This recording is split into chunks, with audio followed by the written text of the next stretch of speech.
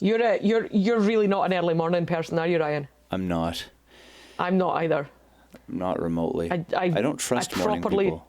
Yeah, I properly don't understand people who wake up like, ping, ready to face the day.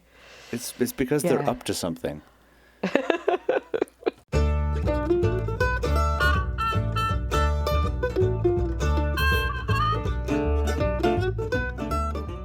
Hello and welcome to Lexitecture, a podcast about word origins and histories. My name is Ryan, and in each episode my friend Amy and I bring a new pair of words to share their stories with each other and you. You can find our past episodes and the occasional blog post on our website at lexitecture.com. Follow along with us on Twitter and Facebook at Lexitecture, and if you really like what we do, you can support the show at patreon.com/lexitecture.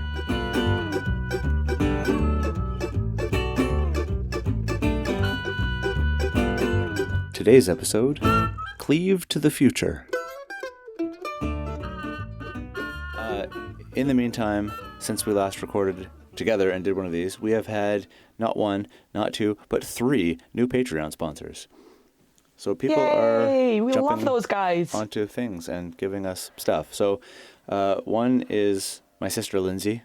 Hello. Woo! And mighty shout out for your incredible healthcare working baby sister, if I recall correctly. That's true. That's the one. The healthcare working baby sister.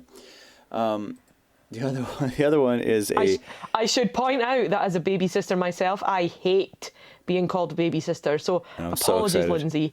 Shout out to Ryan's awesome healthcare working ass kicking woman. Fully formed sister. As a human being sister, I guess, if we must. And in no way infantilized. Yeah, exactly. There was another one. I haven't heard back about permission and preferred names and stuff, so I'll just call him Ned because I love the name Ned. So thank you, Ned. Oh, yes, Ned. Also a listener from the Netherlands named Brian, and in our conversation about how to pronounce his name, he dubbed himself Brian von Swamp Noise because he has a shockingly realistic understanding of how Dutch is received by most non-Dutch speaking listeners. But I believe his Brian last von name... Swamp Noise. Wow, we had so much fun discussing the emails from Brian von Swamp Noise. It was so good. I salute your self-awareness and also awareness of how much other people are idiots. Yeah. I believe his last name is Van Bruggen, but I don't know if that's remotely true. But it's not... that's not the way I would have pronounced it, and I've already still pronounced it wrong. But... he signed off his last email with Brian von Swamp Noise, so I feel like he's pretty chill. So, yes. So thank you to all new Patreon sponsors and all existing Patreon sponsors. And if you would like to be a new Patreon sponsor, patreon.com/Lexitecture. And then, yes, you will be one of the cool kids among an already cool kids crowd. I don't know how I feel about that. You know, I was never like... even the kids who weren't the cool kids knew that I wasn't, like, I was less than not cool. You know, the not cool kids looked down on me. I believe I may have been negative cool. We're there. People like us are there for the not cool kids to feel better about themselves. Yeah, kind of. It's our role in life. Anyway, yes, thank you for doing the last episode solo. I know that it sucks, but I'm still thanking Patreon sponsors. You're like, thank you. Thanks for them. So many thank yous. And it was very lovely to receive the message that you sent me. One of our listeners, Daphne, I believe, tweeted to say that although solo episodes are not as good as episodes with both of us, that she enjoyed the solo episode, and I was really stressed about it. So yeah, thank you very much. It meant a lot to receive a wee bit of feedback like that, as it does, and it means a lot for us to receive any kind of feedback. So please, if you get upon an episode and think to yourself, well, that totally sucked, let us know. Let us know why you think that was the case. Or if something is particularly delightful and fills your heart with honey, then let us know about that too. Mm-hmm. Absolutely. Would you like me to go first since you carried the whole weight of the world last time?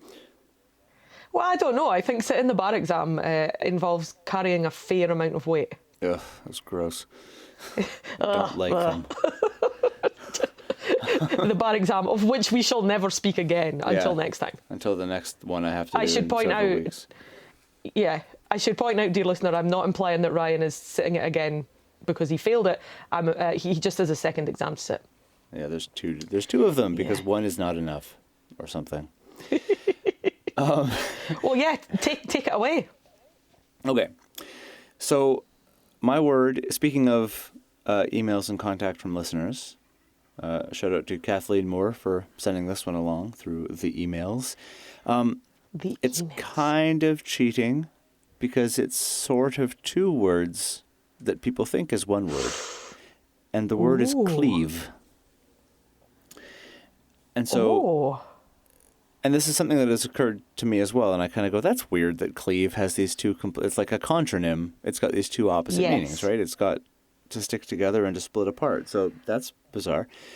It turns out they're two completely separate words that just look like each other. No way. Yeah, it's neat. That's awesome.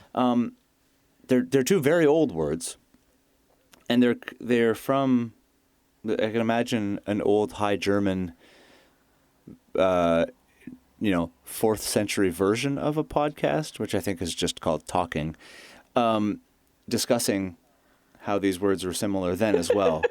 But it's they're both very old. The sense of split or divide goes back to about 1100. And the first sense in the OED is defined as to part or divide by a cutting blow, to hew asunder, to split, properly used of parting wood or the like along the grain, i.e. between its parallel fibers, hence of dividing anything in the direction of its length, height, or depth. Also of dividing slate or... Not enough things... Sorry, on you go. Oh, I was... Keep going. Also of dividing slate or crystals along their cleavage planes and other things at their joints. I just liked that definition, so I decided to read the whole thing. Yeah, absolutely. What I was going to say, as I so rudely interrupted, was I feel like more things should be hewn asunder. Oh, yeah. To hew asunder is a fantastic Both of phrase. those words, yeah, they need a little bit more of our attention. Hewn asunder. Yeah, it's fantastic. Yeah, that's a very beautiful definition, and I had never considered the sense of splitting apart, but along lines that already allow us to split things apart. Mm-hmm. Yeah, it was interesting to me, which is why I decided to go for the whole thing. And there were minor variations of senses and broadenings and stuff, and so it kind of it didn't necessarily stick to that. It didn't necessarily cleave to that definition, but nice. It's right. See what I did there? But it always meant to split up or to break or divide or whatever. So the sense of, as in stick to or like put/hold together or whatever, that one's even older, and it goes back to the end of the 9th century. So the good old King Alfred in, I think it's 897 or something. And it's to stick fast or adhere to as by a glutinous surface. And glutinous is just such a fun word anyway that I also had to read that one out. So the OED knocking it out of the park with these definitions. It always had a figurative use as well. Like it was always metaphorical as well as physical.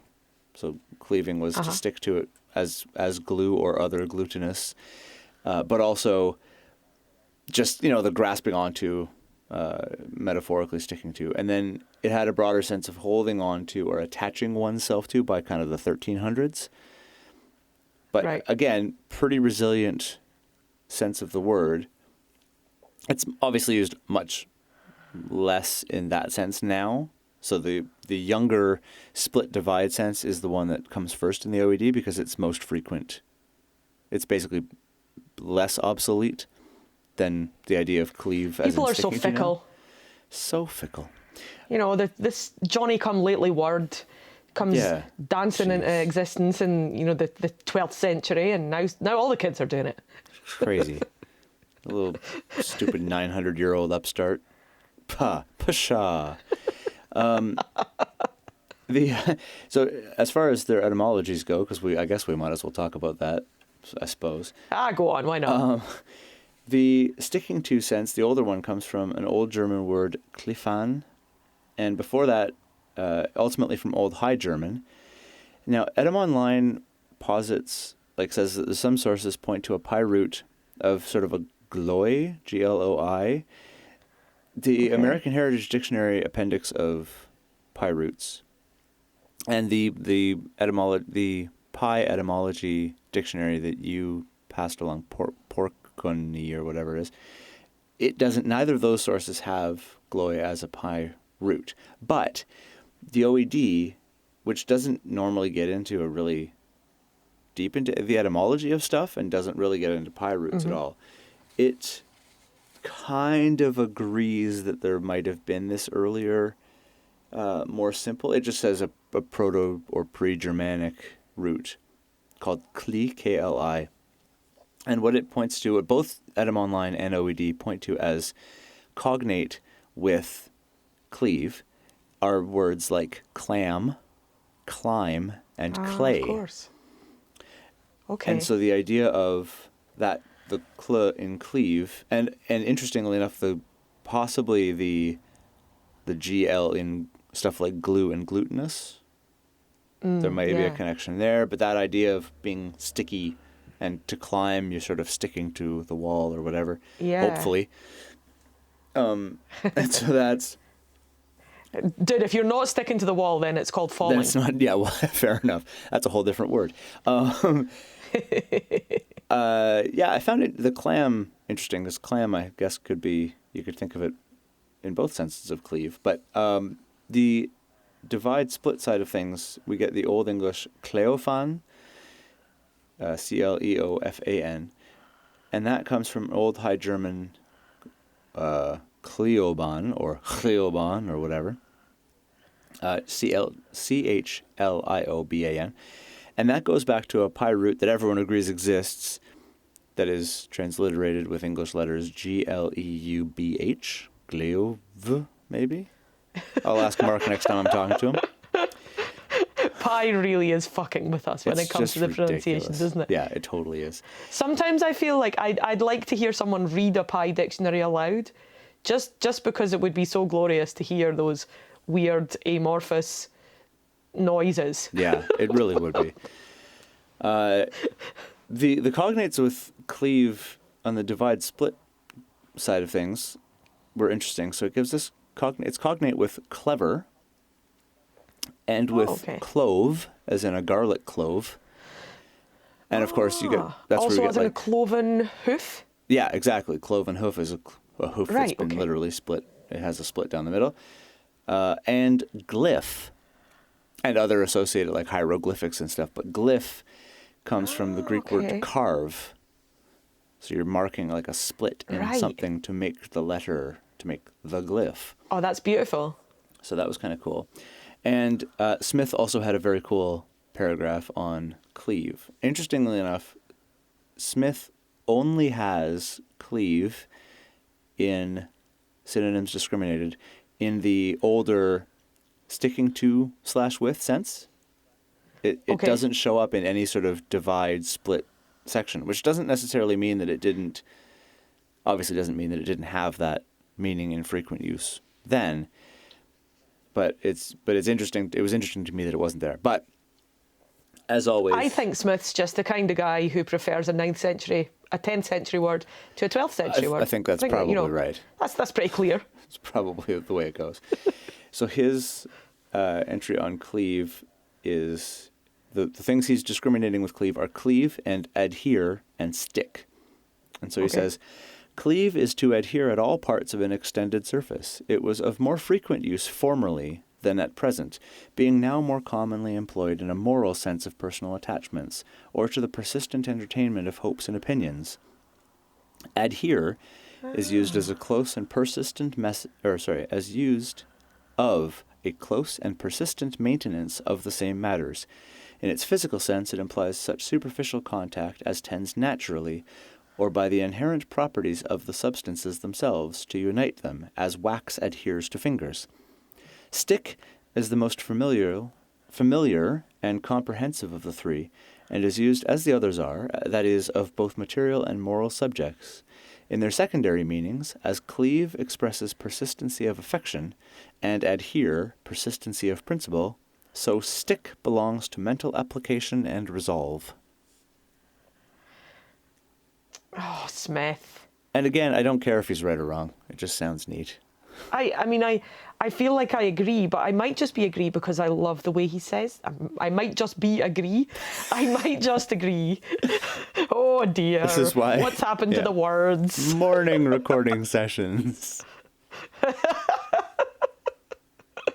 I should point out, you know, the more kind of keen-eared, keen temporally aware listeners will have perhaps considered that there is a 5-hour time difference between Ryan and I. And so while Ryan is having a super early morning, I'm not. Hey, I just had a really late night last night. It is indeed the crack of noon. And I had a very lovely evening yesterday where a friend came over for a beer because that's something we're allowed to do again, which is lovely. And then my husband and I sat up drinking beer and listening to the new Gillian Welch Dave Rollins album, and I was caused to remark upon the brilliant Kurt Vonnegut sentiment that he expresses in several different places. But I believe it was his uncle who used to say, "If this isn't nice, I don't know what is." So it was a very, very pleasant evening, but the pleasant evening ran on till about 3 a.m. So I'm too old to stay up to that time these days, especially when there's been beer drinking going on. So forgive me and my not very good command of the words today. I am do agree, yes. I am do be agree. So there's cleave. It's not actually one word. It's just two words. It's two words disguised as, that have been cleaved together or cloven together. But I have cloven them apart. That's so great. Yeah, it's never occurred to me that a clove of garlic is a split. Yeah, I thought that was really interesting. It's actually, it hasn't until that very moment when I said it. It's never occurred to me that clove and cloven are related. Like, they're not related, they're the same. But yeah, exactly. I just hadn't put those two things together in my brain, yeah. Cool. Yeah, I like that a lot. So the whole contronyms thing does hurt my brain a little bit. Yeah. And, you know, I was saying that my husband's been learning German, and when it comes to learning any language, I think you sort of start off on this, like, imagine someone like setting off along a mountain path, and they're like, you know, step after step, enjoying the scenery, encountering things that are pretty usual and expected, and then suddenly, like, you know, a TV crashes out of the ether and lands on the path in front of you. It's like you go so long going, oh yeah, this is language learning, this seems cool, I understand, and then suddenly you get to a point where you're like, what just happened? And yeah. So I've completely forgotten why I started to talk about this now. Oh, yes. Oh, dear. It's the bad words again. So things like, oh, there are two words. Oh, but they're the same word. Oh, no, but they're actually completely different. Oh, yeah. They mean the same, but they mean different. What? I don't know what's going on. Yeah, I don't know what's going on. Cool. Yeah. So there you go. Okay. I like that a lot. So, I am going to talk about future. Oh, nice. Future.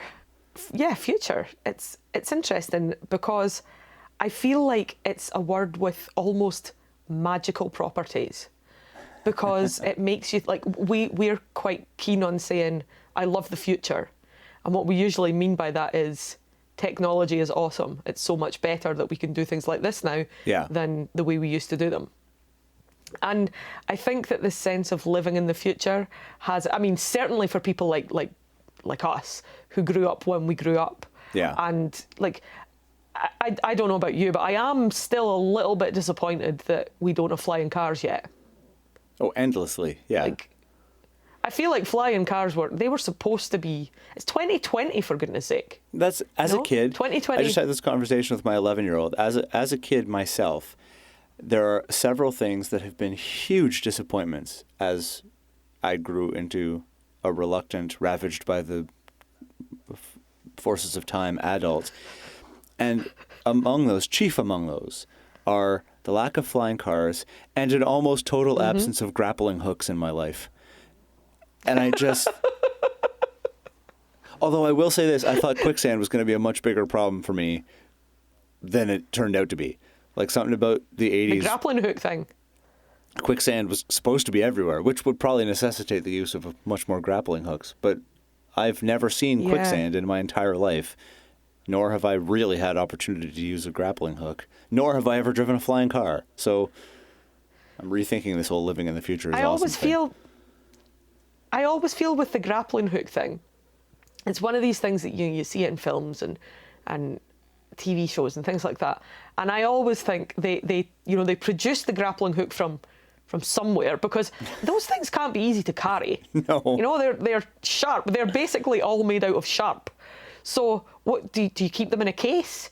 Are they like in a little chainmail bag that makes sure that they don't just grapple the shit out of everything they come into contact with?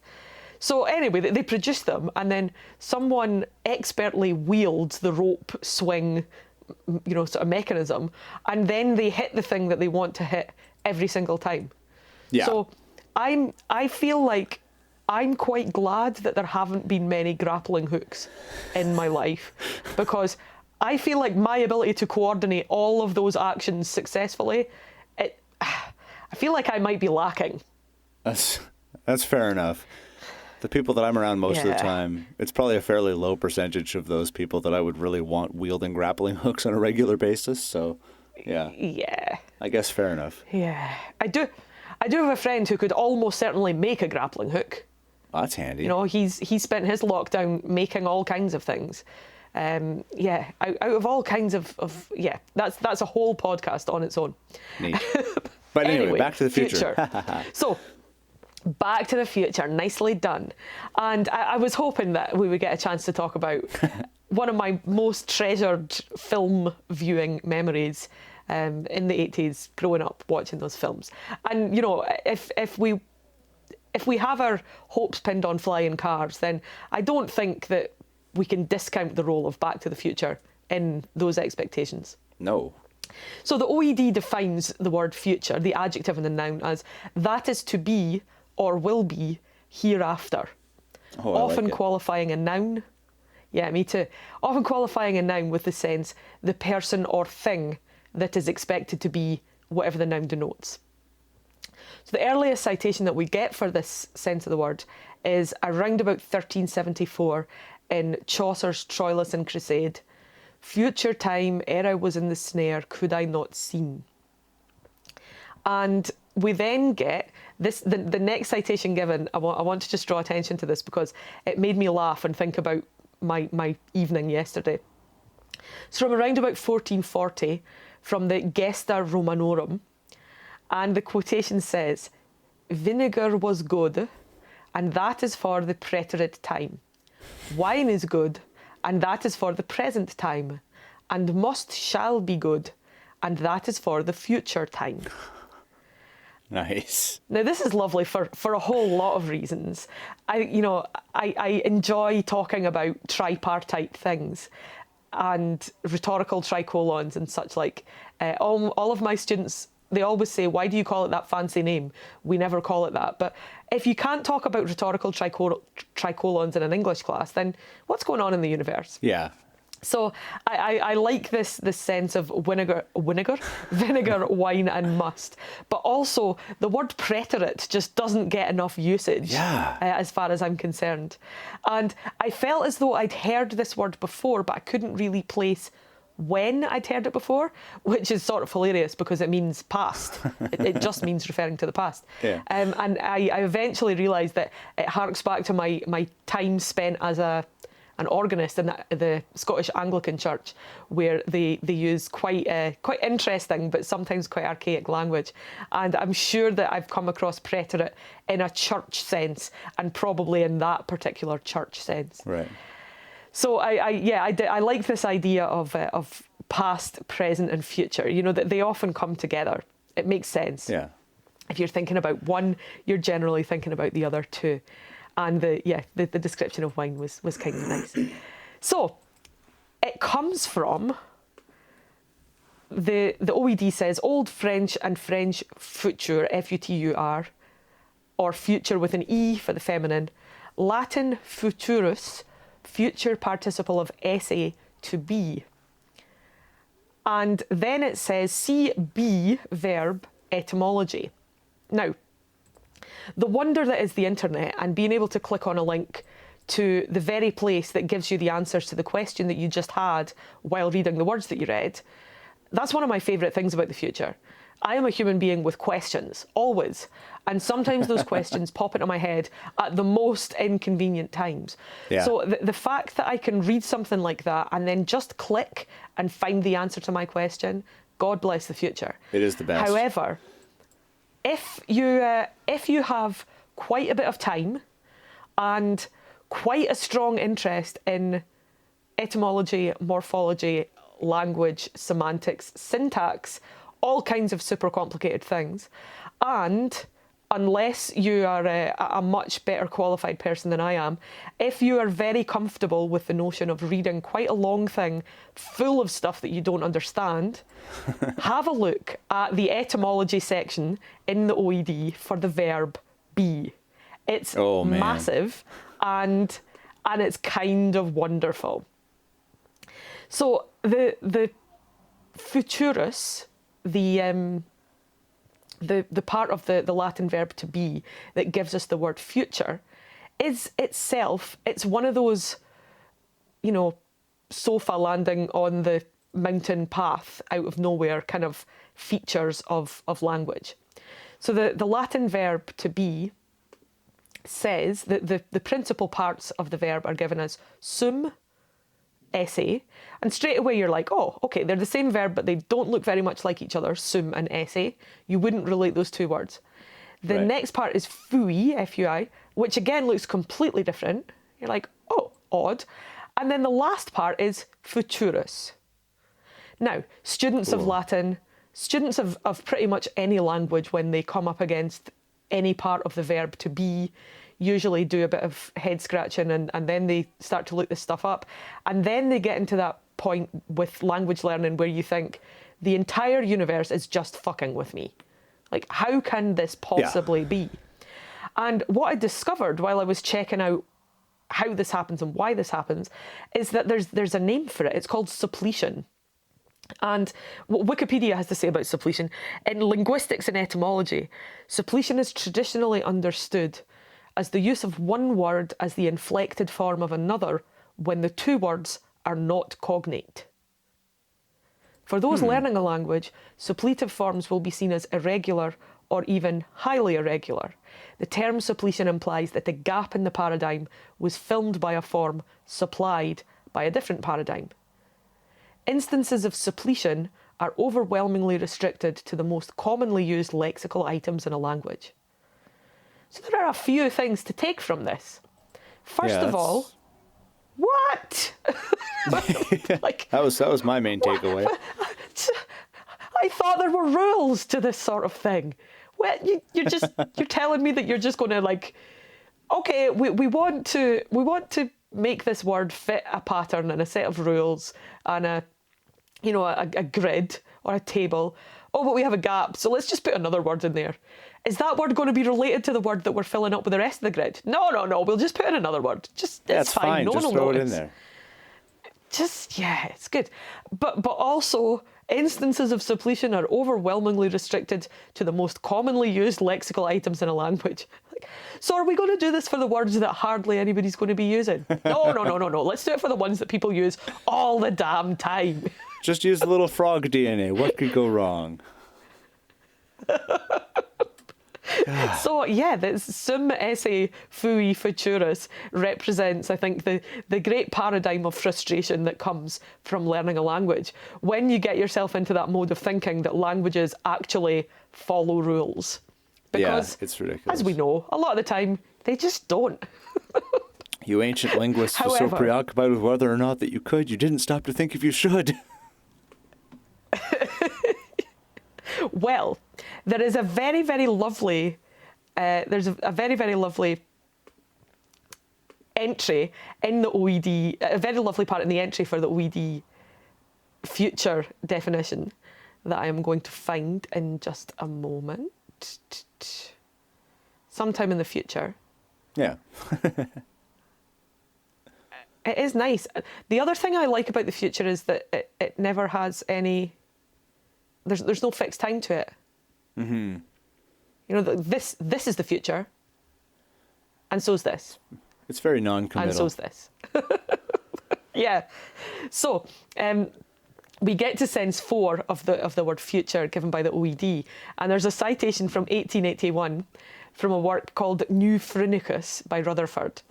Ooh. And it says... I know. It says, it affords the necessary authority to supply deponent futures to a group of verbs, of which by a singular fatality no future form has been preserved. And wow. I love this. This is like suppletion in action. So we have these words and we want to use them and we want to teach people about them and we want other people to use them, but actually gaps, you know, just...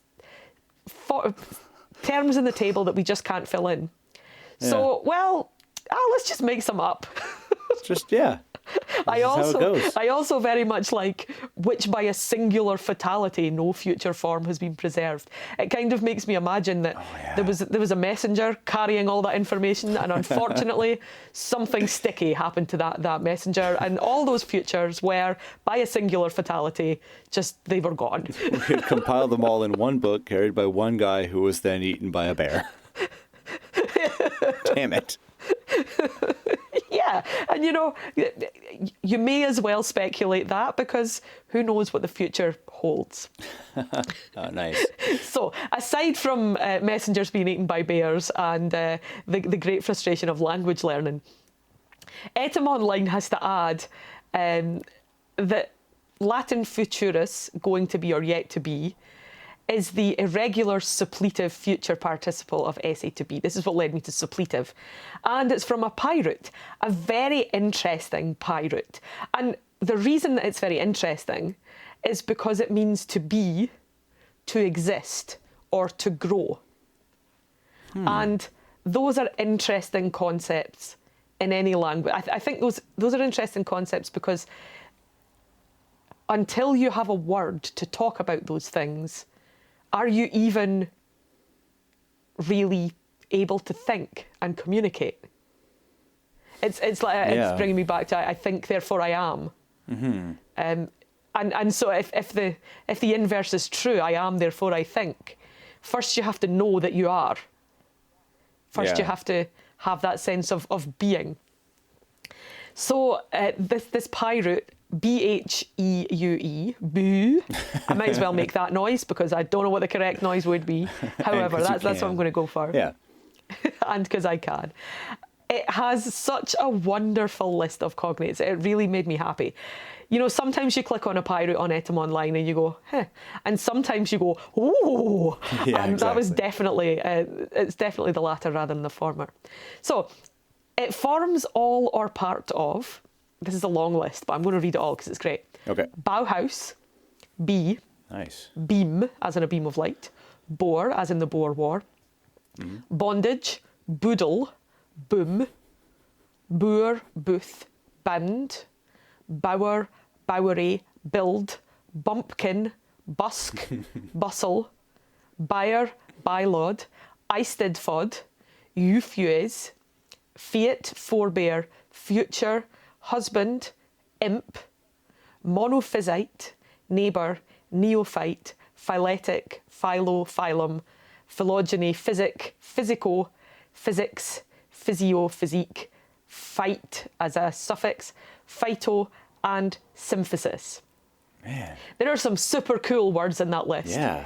Even if you were just saying here is an amorphous group of words, there's some cool words within that list. But all of these words come from this single proposed pi root. There are a few that I wanted to just take some time to zoom in on because they were really interesting. So boodle caught my attention straight away because it wasn't a word that I knew. Etym-Online gives the meaning of boodle from 1833 as crowd, from 1858 as phony money, especially graft money, actual or potential. And this is American English slang. And either or both are based on bundle or from the Dutch word boedel, meaning property or riches, which is from Proto-Germanic bothla, from the pi root bu, to be, exist or grow. Because in order to be, exist or grow, you have to have some sort of commodity that allows you to do that. Yeah. That's quite lovely. I enjoyed that one. That is interesting. I like We that. then have, now this word really caught my eye because Eisteddfod is one of the very, very small number of Welsh words where I actually know what it means. Oh, cool. And it's so unusual to find Welsh pop up in the etymology of English words that I got quite excited about that. So Eisteddfod, which has a capital E, Eisteddfod, is an annual assembly of Welsh bards. Now, Oh, that's cool. if word nerds, you're listening to this podcast and the idea of an assembly of Welsh bards doesn't make you say, oh, that's cool, maybe we are not your people. Yeah, I'm not sure how you're still here. I don't get it. Yeah, have you? Are you lost? Have you? Wow. I mean, I don't know what an assembly of Welsh bards would get up to, but I feel like I want to know. Oh, yeah. And I'm So coming too. Yeah, if they'll let me in, I'm there.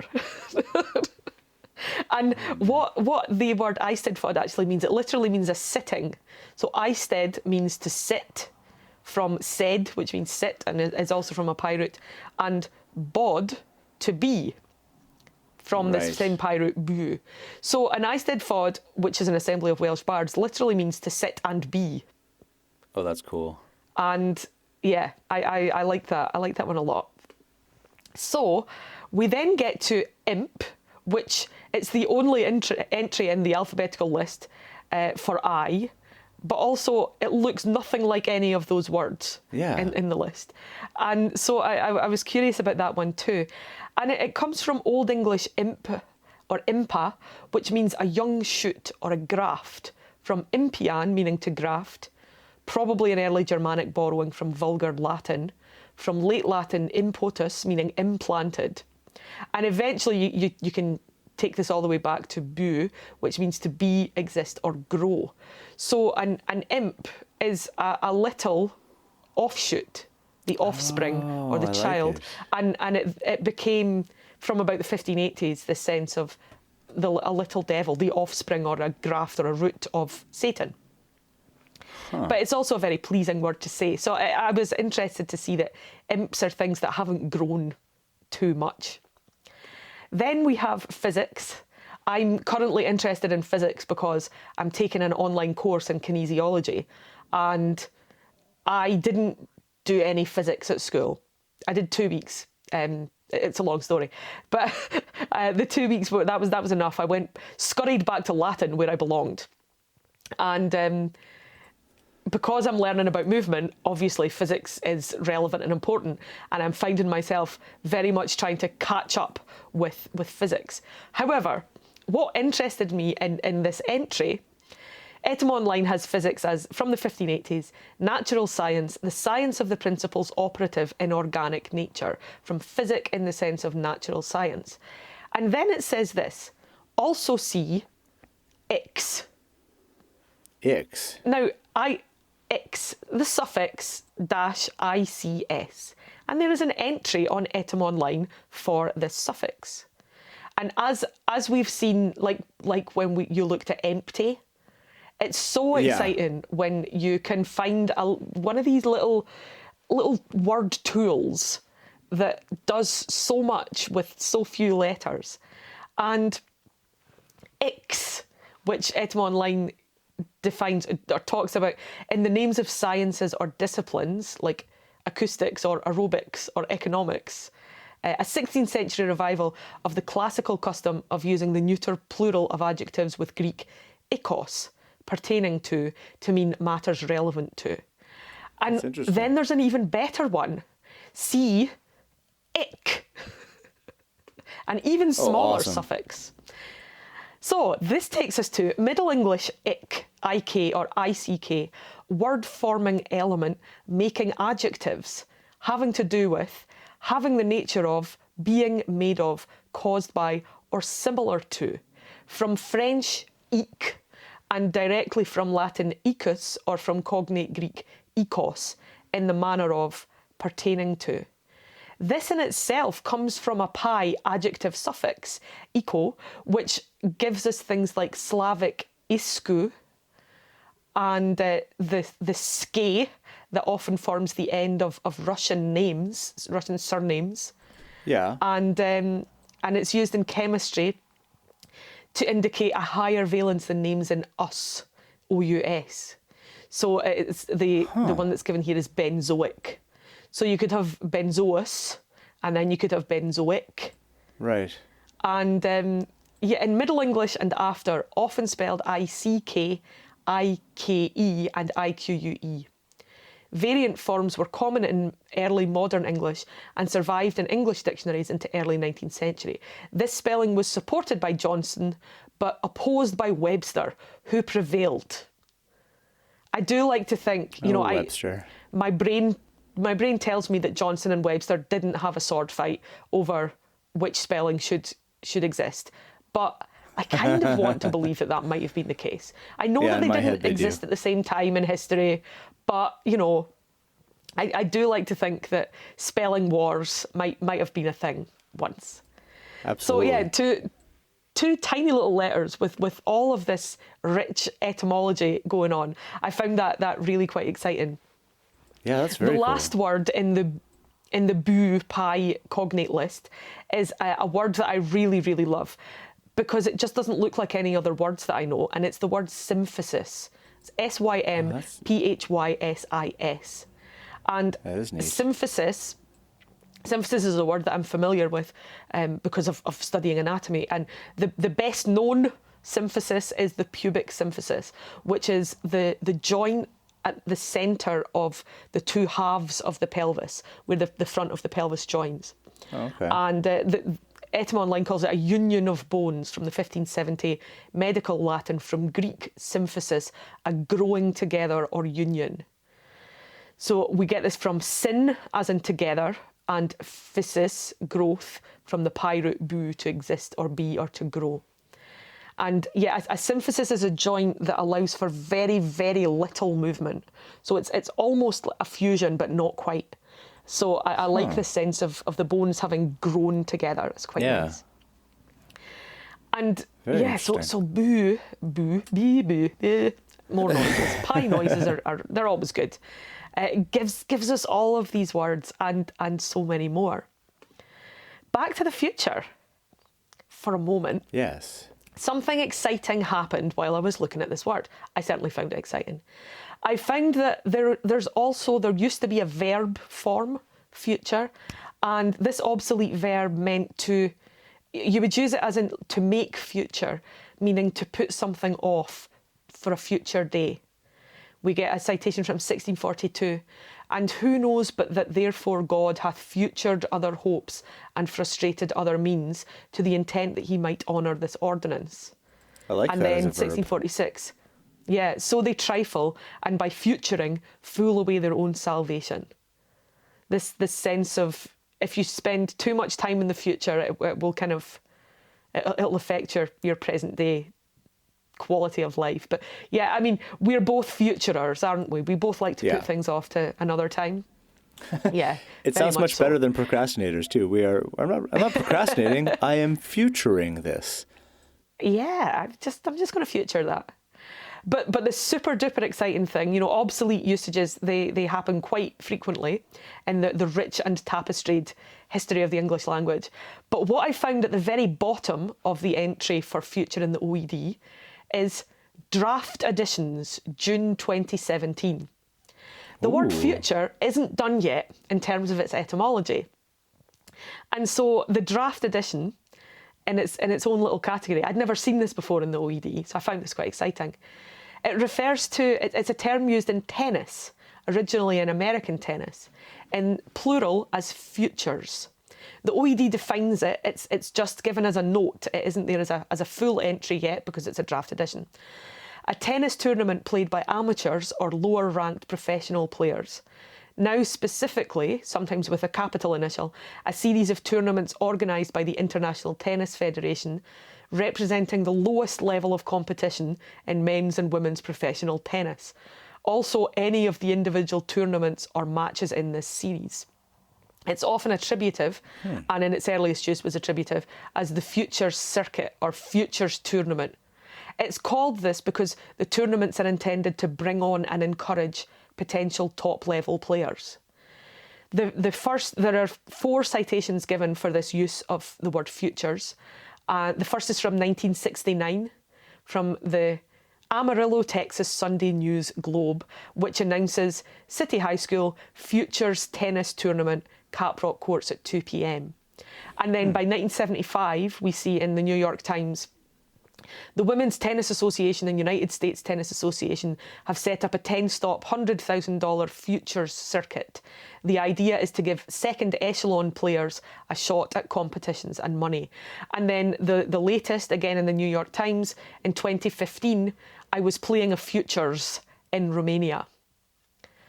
So it really pleased me to think that the word which means that which is to come is still evolving, changing, being used in different ways, to the extent that it's the very existence of this usage is still just a draft edition, as if the OED are waiting to see what will be before they include it. Nice. Love it. Fantastic. Futures. That's very cool. Yeah. As another word, it's like, I really like it when you say the word you're going to do, and I go, I have absolutely no idea what's about to happen because I can't even think of, sometimes it's like, I don't think we've had one where, maybe petrichor, where I knew what it meant, and so I vaguely knew where it came from, but not that I knew the whole story too. But there's sometimes you kind of say it and be like, I'm immediately kind of going, oh, I wonder if it's this, or I wonder if it's this, and then there's other ones where you say, I'm looking at this today, and I kind of go, okay, huh? Because I have no starting point. But that's wow, that's very cool. I like that a lot. I think given that I'm in a slightly hungover, not quite sure what time of day it is state, that sense of I have no idea what you're going to say is particularly strong today. It's fantastic. Very cool. But yeah, Future. I did enjoy Future. Future, awesome. With a little side tour into Latin, suppletion, the what the fuckery of learning languages, and then a set of tennis tournaments.